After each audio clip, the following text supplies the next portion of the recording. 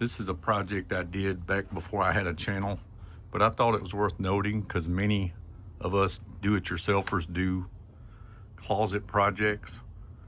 This was a prefab, so this particular brand was FUFU&GAGA. Several carriers, Amazon, Home Depot, Lowe's, all of them carry FUFU&GAGA, and it doesn't matter for this purpose whether it's black, Closet Made or any of the other brands. I just want to show you what I did here to build this one in. This particular one had a mirrored door and extra doors in it, and there's lots of varieties of these and drawers. Got it at a really good deal at the time, so I bought one for both sides. They were like $93, so I don't know if they's clearing them out or what, because they sold them for 300 and something later. But what I did is installed it, got it good and level, braced the corners, and then I just bought some shelf material, happened to come from Lowe's, and then I put me some brace boards up here to make it level with the top. And I did the same thing on the other wall. And then I bought an upgraded rod. The rods that come with it will work, but I wanted something a little heavier. So I bought the kind that would screw into the wood. And I did that on both sides, so I'll give you a different angle look.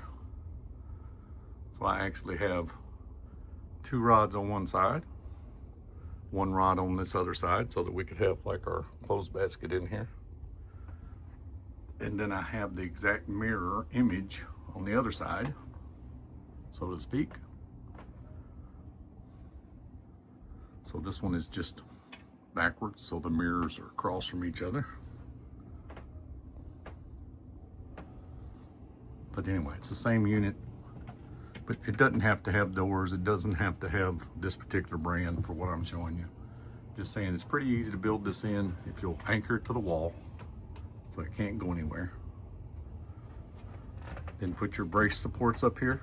This is just a 1x6, a 1x4. Then I used pocket holes for my application, but you don't have to have a pocket hole jig, but that's just, I had one, so I used it. And I made sure I hit studs. And then this is just ready shelf material at Lowe's. And I cut it to size on each side. And I think it made it look a whole lot more built in and custom. But you can decide, but you do-it-yourselfers like me,